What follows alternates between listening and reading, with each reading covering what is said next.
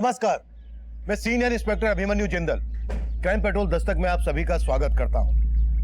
मुंबई अपनी night life के लिए अच्छा खासा मशहूर है। कहते हैं मुंबई कभी नहीं सोता, पर 12 जून 2017 की रात को जो हुआ वो होश उड़ा देने वाला था। ज़ेनिथ कैश मैनेजमेंट एजेंसी, जो बैंकों का करोड़ों रुपया शहर के अलग अलग एटीएम में भरने का काम करती है, वहां करोड़ों रुपए की रॉबरी हुई थी। पर हैरान कर देने वाली बात यह है कि पैसों का लालच इस अपराध का मोटिव नहीं था। ये केस एक अजीब सनक से जुड़ा था। ये मेरे करियर के सबसे चैलेंजिंग केसेस में से एक था और इस हादसे के बाद अगले 48 घंटे तक हमारे पास पलक झपकाने तक की फुर्सत नहीं थी।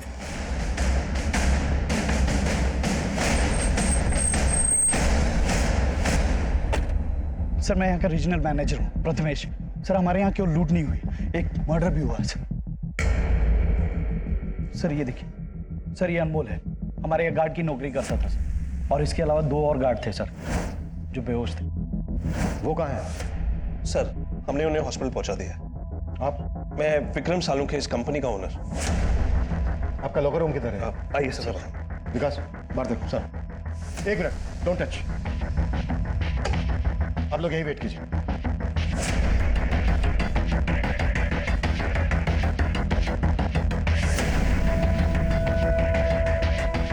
जब ये सब हुआ तो आप लोग कहाँ थे? सर, ये सब देर रात में हुआ, तब यहाँ पे सिर्फ गार्ड्स थे। सर, करीब 12 करोड़ गायब है। सर, करीब सुबह 5 बजे के आसपास जब एक गार्ड सुमेश को होश आया तो उसने मुझे कॉल किया। हेलो सर, यार लूट हुई है सर। व्हाट? सर, जब मैं यहाँ आया तो देखा सुमेश की हालत बहुत खराब थी।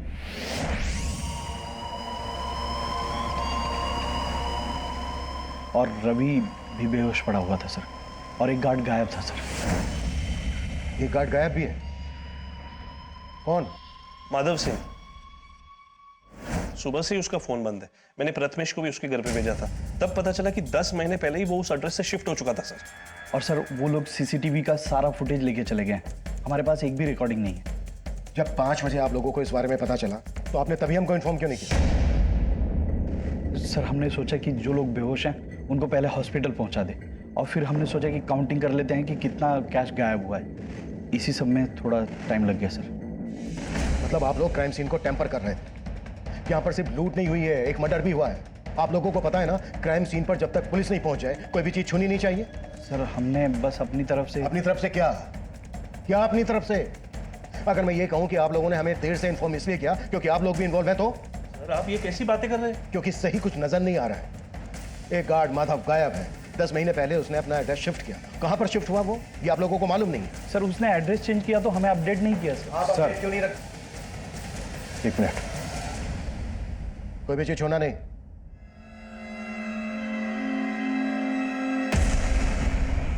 ये देखिए सर, यहाँ के सीसीटीवी को कपड़े से ढक दिया गया है। अंदर सीसीटीवी के DVRs गायब है। यहाँ पर सीसीटीवी को कपड़े से ढक दिया गया है। सब कुछ बहुत ही प्लानिंग के साथ किया गया है। ये सब आपसी मिलीभगत के बिना पॉसिबल नहीं है। पाटिल, जो गार्ड माधव गायब है उसकी डिटेल पता करो और चेक करो, अगर उसने एड्रेस शिफ्ट कर दिया है तो कहां पर शिफ्ट किया है। सर, विकास, लूट बहुत बड़ी है। इतनी बड़ी लूट का माल ले जाने के लिए उन्होंने कोई ना कोई गाड़ी का इस्तेमाल जरूर किया होगा। यहाँ आने वाले डायरेक्शन में जहां जहां सीसीटीवी है सब जगह चेक करो। स्पीड चौकी, टोल नाका, सब पर अपडेट करो। Okay sir.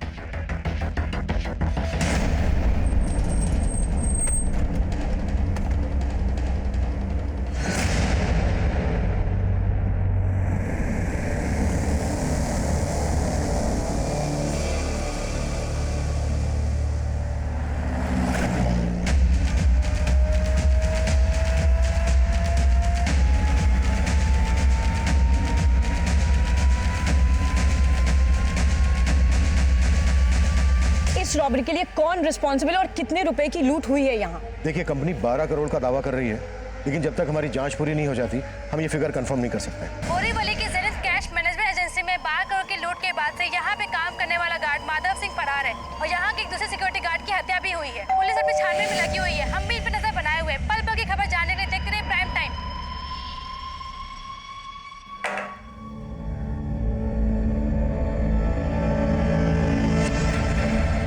गुड मॉर्निंग भाभी जी। भाई रेडी है क्या जॉगिंग के लिए? नहीं, वो तो नहा रहे हैं। आज जॉगिंग पे नहीं जाएंगे, उनकी तबीयत ठीक नहीं है। अरे भाभी जी, आपके हाथ पे खून, चोट लगी है क्या? नहीं नहीं, वो सब्जी काट रही थी ना तो थोड़ा सा लग गया।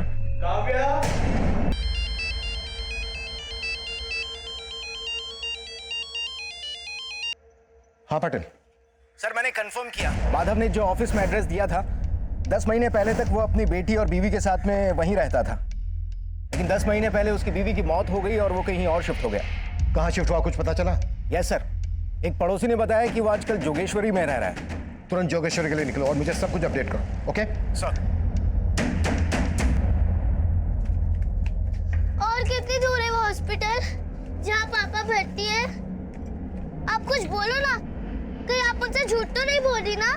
झूठ नहीं बोल रही हो बेटा, मैं तुम्हें लेके जा रही हूँ ना। इतनी देर से चल रहे हैं, मुझे बता दो मेरे पापा कहाँ है, मैं खुद चली जाऊंगी। खुद जाएगी तू? खुद जाएगी? बित्ती भर की लड़की बड़बड़ करती रहती है। चल चुपचाप चल।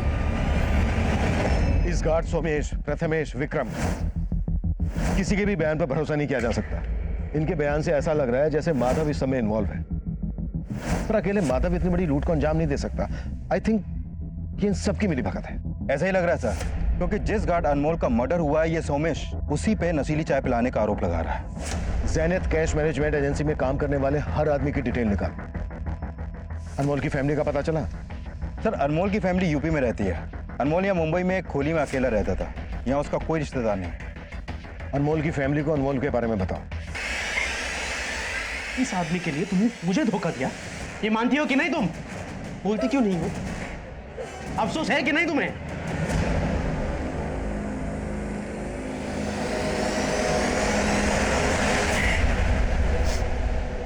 देखो तुम डरो मत, मैं हूं ना।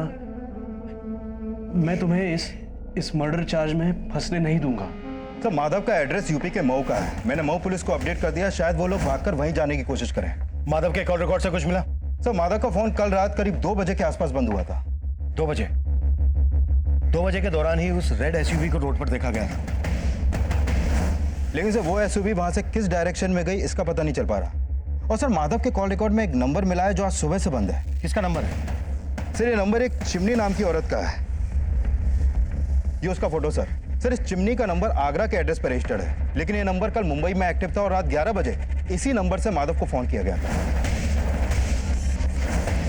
मुंबई में चिमनी का फोन कहां पर एक्टिव हुआ था? जोगेश्वरी में। जोगेश्वरी में जहां चिमनी का फोन एक्टिव हुआ था वहां पर चिमनी और माधव के बारे में पूछताछ करो और यूपी पुलिस को आगरा भेजो। के मर्डर के बारे में तू और सोमेश एक ही राह लाप रहे हो।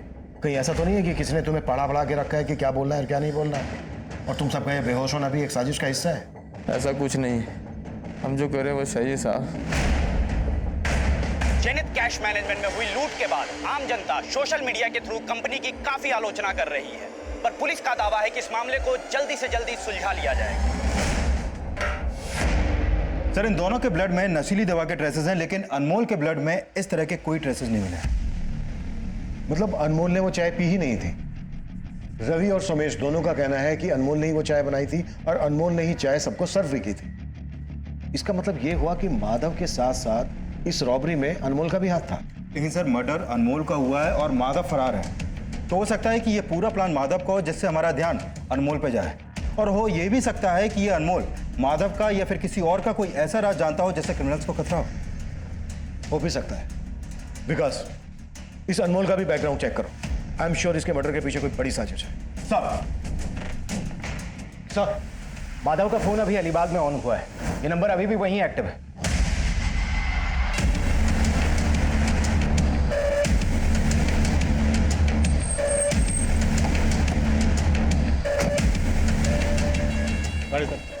क्या हो गया साहब? माधव का है? कौन माधव साहब? वही जिसका फोन है, कहाँ है वो? मुझे नहीं पता साहब कौन माधव, किसका फोन?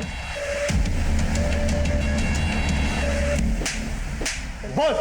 अब मुझे नहीं पता है फोन मेरी गाड़ी में कैसे आया। इस आदमी को अपनी गाड़ी के आसपास कहीं देखा है? नहीं साहब, इस आदमी को तो नहीं देखा। हाँ साहब, मैं सवारी उतार के अलीबाग चाय पीने के लिए रुका था साहब। मैंने वहाँ देखा कि एक आदमी बार बार मेरी गाड़ी के आसपास मंडरा रहा है।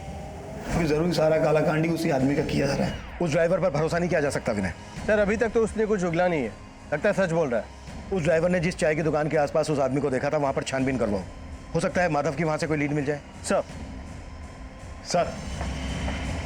सर आगरा पुलिस मिलाई थी और सर अनमोल के कॉल रिकॉर्ड में एक ऐसा नंबर मिला है जिस पर वो रेगुलर बात करता था, लेकिन अभी वो नंबर बंद है। किसका नंबर है? सर ये नंबर इस रजनी सिंह के नाम पे रजिस्टर्ड है। ये अनमोल इस रजनी से काफी टच में था। माधव चिमनी के साथ टच में था और अनमोल इस रजनी के साथ टच में था। हो सकता है चिमनी ने माधव को और रजनी ने अनमोल को हनी ट्रैप किया हो और इन दोनों लड़कियों का इस रॉबरी के मास्टरमाइंड से कोई कनेक्शन हो। सर हमने प्रथमेश के मोबाइल नंबर को सर्विलांस पर डाल रखा था। अभी उसको अलीबाग के पीसीओ से कॉल आया था और कॉल करने वाला अपना नाम माधव बता रहा था। सर माधव मुझे फंसा रहा है, मैं सच बोल रहा हूँ सर, मेरे कहने पे कुछ नहीं हुआ है सर। सर मुझे नहीं पता कि उसने मुझे फोन क्यों किया। मुझे पता है कि तू माधव की पैरवी क्यों कर रहा था। अनमोल भी तेरे साथ इस प्लानिंग में शामिल था ना? क्यों मारा उसको? सर मैंने अनमोल को नहीं मारा, मैंने किसी को नहीं मारा, आप मेरी बात समझने की कोशिश करिए। माधव की गर्लफ्रेंड चिमनी और अनमोल की गर्लफ्रेंड रजनी, इनसे क्या कनेक्शन है तेरा? सर मैं किसी चिमनी किसी रजनी को नहीं जानता हूँ। जहाँ पर तू पहले काम करता था वहां पर 3 करोड़ की लूट हुई थी। बोलते ये भी झूठ है? नहीं बोलो झूठ है। सर मैं मानता हूँ कि वहां पे भी लूट हुई थी, लेकिन उसमें भी मेरा हाथ नहीं था सर। और जब तक ये सच ना बोले ना कुत्ता साले। सर मेरी बात सुनिए सर। सर मुझे सर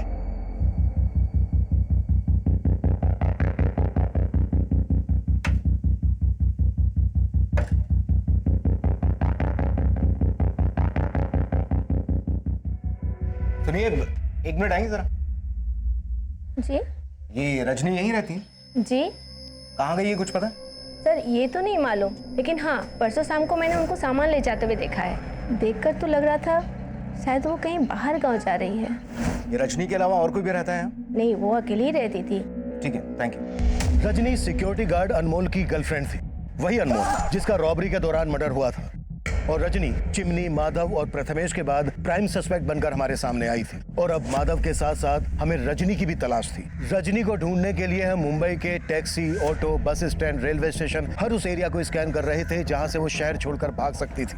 वहीं माधव का पता लगाने के लिए हम अलीबाग के उस पीसीओ वाले एरिया को भी खंगाल रहे थे जहां से प्रथमेश को कॉल किया गया था। चिमनी और प्रथमेश से की गई लगातार पूछताछ के बावजूद भी कोई कामयाबी हमारे हाथ नहीं लगी। और अब जो इन्फॉर्मेशन हमारे सामने आई उसने फिर से हमारी सारी कोशिशों को नाकाम कर दिया। सर मैं कॉल बैक करता हूँ। माधव की लाश मिली है अलीबाग में, और अलीबाग के पीसीओ से माधव ने ही प्रथमेश को कॉल किया था। ये हमें भटकाने की कोई चाल लग रही है मुझे। अब इतना तो साफ है कि इस गेम का असली खिलाड़ी कोई ऐसा है जिसने माधव और अनमोल का इस रॉबरी में अपनी ढाल बनाने के लिए इस्तेमाल किया था। सर वो जो कोई भी है उसका मकसद प्रथमेश को फंसाना हो सकता है, क्योंकि मुझे नहीं लगता कि यह प्रथमेश पूरे प्लान का मास्टरमाइंड है, क्योंकि उसे पता तो होगा ही कि उसका फ़ोन हमारे सर्विलेंस में है, तो वो इतनी बड़ी गलती तो करेगा नहीं कि किसी क्रिमिनल से अपने ही फ़ोन पर बात करे। तो मुझे लगता है कि इन सब के पीछे रजनी का हाथ है। रजनी इन्वॉल्व तो है इसमें। एक बार रजनी हमारे हाथ लग जाए उसके बाद मास्टरमाइंड भी हाथ में आ जाएगा। हाँ पाटिल सर, अभी कंट्रोल रूम से फोन आया था। हमारे एरिया में एक आदमी की डेड बॉडी मिली है।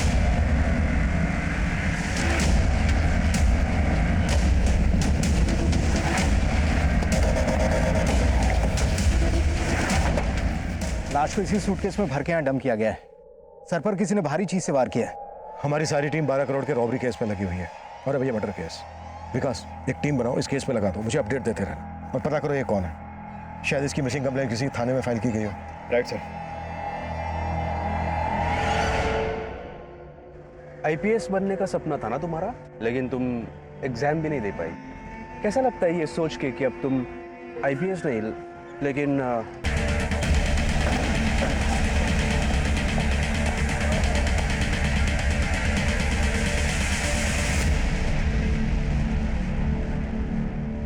सर मेरा इस लूट से कोई लेना देना नहीं है। मेरा यकीन कीजिए मैं इसमें शामिल नहीं थी। तो फिर गायब क्यों थी? सर मैं बेकार में ही अनमोल के चक्कर में फंस गई थी। उसने कहा था कि उसे 1 करोड़ रुपए मिलने वाले हैं। सच? 1 करोड़? मजाक कर रहा है क्या? कौन देगा तुझे 1 करोड़? है एक सीक्रेट। इस बार ना बहुत बड़ा हाथ मारने वाला हूं। उसके बाद ना अपनी लाइफ सेट है। सर अनमोल ने अपने दोस्तों के साथ मिलकर ये लूट प्लान की थी। उसने मुझसे कहा था कि लूट के हिस्से का पैसा वो मुझे लाकर देगा, लेकिन कोई नहीं आया। और अनमोल का मर्डर हो गया। सर मैं बहुत डर गई थी, इसलिए अपनी मौसी के यहाँ आ गई। अनमोल ने अपने किन दोस्तों के साथ मिलकर ये सब प्लान किया था? सर मुझे इस बारे में कुछ भी नहीं पता, मैं सच कह रही हूँ सर, मुझे कुछ नहीं पता। सर यहाँ कल से ताला लगा हुआ है। रजत भाई अपनी बीवी के साथ यहाँ रहते थे, लेकिन सर बात क्या हुई? हमें रजत की लाश मिली है। लाश? हाँ। ये रजत की बीवी कहाँ होगी अभी? कुछ मालूम है तुम्हें? सर उसके बारे में तो मुझे नहीं पता, लेकिन एक दिन पहले जब मैं यहाँ पे आया था तो रजत की बीवी मुझसे बोली आज जॉगिंग पे नहीं जाएंगे, उनकी तबीयत ठीक नहीं है। और सर उसके बाद शाम को मैं यहाँ रजत को मिलने आया था, लेकिन उनकी बीवी ने बोला कि वो घर पर नहीं है। इसका मतलब वो झूठ बोल रही थी मुझसे।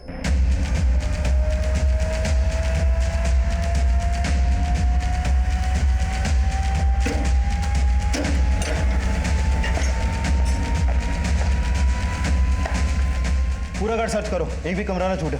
अरविंद ऊपर जाके देखो।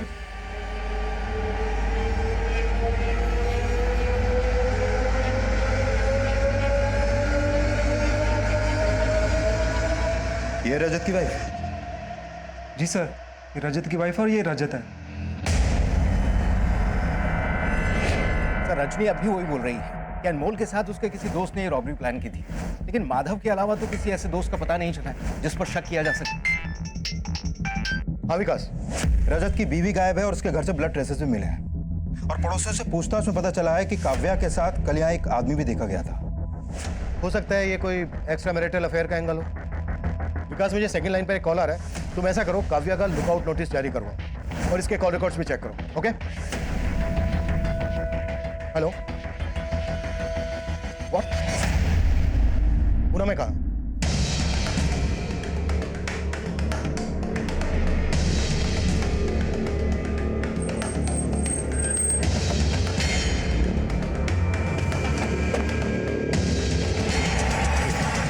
रुपये का पेटी इधर ही मिला था मेरे को। साहब मैं तो अपनी जमीन पे रोप करने के वास्ते आया था, तो इधर गीला मिट्टी देख के मेरे को थोड़ा सा कुछ लगा कि इधर गीला कैसे? मेरा जमीन मैंने खोदा नहीं तो फिर किसने खोदा? मैंने खुदाई किया साहब, देखा तो उसके अंदर पैसे का पेटी। मैं तो सोच में पड़ गया कि मेरी जमीन पे इतना पैसा किसने गाड़ा। साहब इतना पैसा देख के तो एक बार मेरे दिल में भी थोड़ा लालच आ गया था, लेकिन साहब उसके अंदर उसके ऊपर मैंने कंपनी का नाम देखा लिखा हुआ, और पेपर में पढ़ा था मैंने कुछ कंपनी में चोरी बिरी कैसा पढ़ा था, वो हिसाब से फिर मैंने आपको खबर किया। आपको इसका जरा भी अंदाजा नहीं है कि कोई आपके खेत में इतना सारा पैसा क्यों गाड़ेगा? मैं क्या बोल सकता हूँ साहब, मेरे को तो कुछ समझ में नहीं आ रहा है। सर पुणे पुलिस ने उस ट्रंक के कैश की काउंटिंग की, उसमें तकरीबन 6 करोड़ रुपया था, जबकि लूट हुई 12 करोड़। पाटिल, इससे भी बड़ा सवाल यह है कि रॉबर्स ने इतना सारा पैसा यहाँ पर क्यों और किस मकसद से गाड़ा। हो सकता है वो इसी एरिया का रहने वाला हो और यहाँ पर रहकर इस पर नजर रख रहा हो। एक काम करो पाटिल, इस एरिया का डंप डेटा निकलवाओ, हो सकता है कोई ऐसा नंबर हाथ लग जाए जो रॉबरी के वक्त मुंबई में एक्टिव हो। सो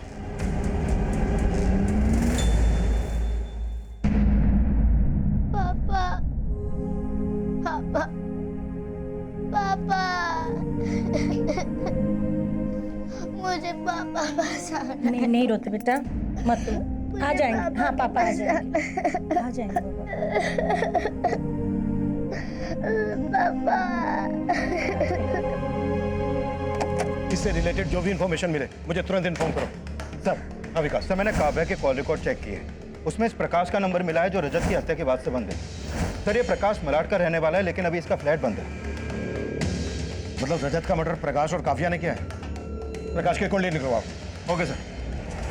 12 जून 2017 की रात को हुई 12 करोड़ की रॉबरी और मर्डर के बाद उस दौरान सामने आया रजत वागले मर्डर केस भी कई चौंकाने वाले खुलासों से भरा था। रजत की बीवी काव्या और उसका दोस्त प्रकाश अब भी फरार थे। एक तरफ हम उनकी बैकग्राउंड चेक कर रहे थे, वहीं दूसरी तरफ हम उस एरिया का डंप डेटा भी स्कैन कर रहे थे जहां लूट के 12 करोड़ में से 6 करोड़ एक गरीब किसान के खेत में गाड़कर छिपा दिए गए थे। और अब जो हमारे सामने आया वो हमारी सोच से भी परे था। सर पुणे के शिवाजी नगर के डंप डेटा में जहां पर वो ट्रंक मिला था, इस हिस्ट्री शीटर रमेश शिंदे का नंबर मिला है। पता चला है कि रॉबरी के वक्त इसका नंबर मुंबई में एक्टिव था और रॉबरी के बाद से बंद आ रहा है। यानी इस रॉबरी में हिस्ट्री शीटर रमेश शिंदे का हाथ है? सर इस रजत वागले मर्डर केस का भी तो इससे कनेक्शन हो सकता है। वो कैसे? सर रमेश के कॉल रिकॉर्ड्स में हमें इस प्रकाश का नंबर मिला और पता चला है कि 1 साल पहले तक प्रकाश और प्रथमेश आपस में टच में थे।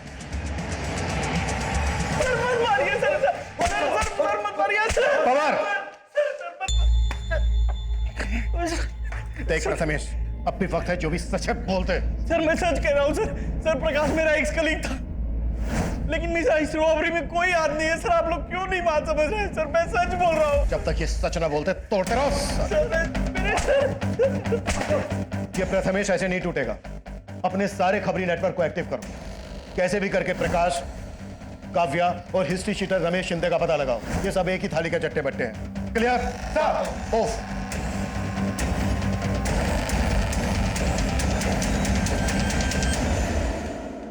इस केस को जल्द से जल्द क्रैक करने के लिए हमने अपने खबरी नेटवर्क को बड़े पैमाने पर फैला दिया। क्रिमिनल्स तक पहुंचने का हर जरिया अंधेरे में तीर चलाने जैसा लग रहा था, लेकिन जल्द ही हमारे खबरी ने हमें उस टारगेट तक पहुंचा दिया जो इस खेल का महज एक मोहरा था। हमें हिस्ट्री शीटर रमेश शिंदे और उसके आदमियों की टिप मिली और हमने उन्हें धरने में तनिक देर नहीं लगाई।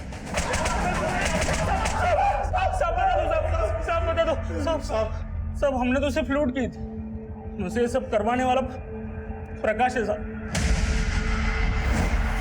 यह है ज़ेनिथ कैश मैनेजमेंट एजेंसी का बोरीवली सेंटर। बाकी का पैसा कहाँ है? प्रकाश के पास? नहीं साहब, लूट के पैसे में से प्रकाश ने अपना कोई हिस्सा नहीं लिया।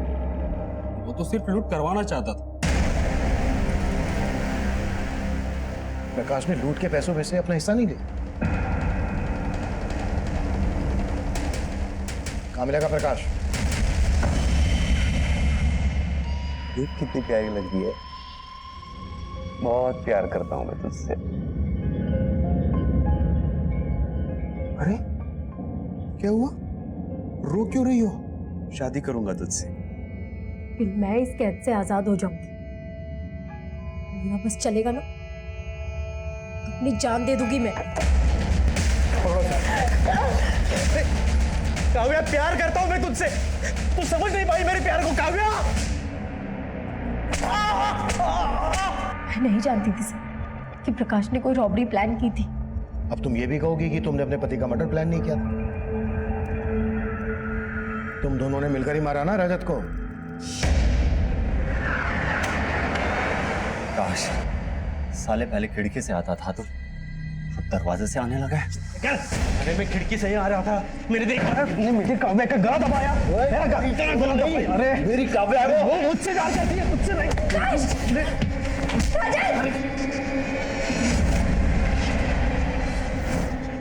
कब से जानती हो तुम प्रकाश को? शादी के पहले से। मैं और प्रकाश एक दूसरे से प्यार करते थे, लेकिन मुझे ये समझ आ गया था कि मेरा और प्रकाश का कोई फ्यूचर नहीं, इसलिए मैं उससे अलग हो गई। हाँ, मैंने उस एजेंसी से 12 करोड़ रुपए लुटवाए, उस अनमोल को मरवाया, उस माधव को भी मरवाया, लेकिन मैंने किसी को नहीं मारा। साहब प्लानिंग के हिसाब से अनमोल सबको चाय पिला के बेहोश करने वाला था और बाद में खुद चाय पी के बेहोश होने वाला था, ताकि आपको लगे कि उसने कुछ नहीं किया।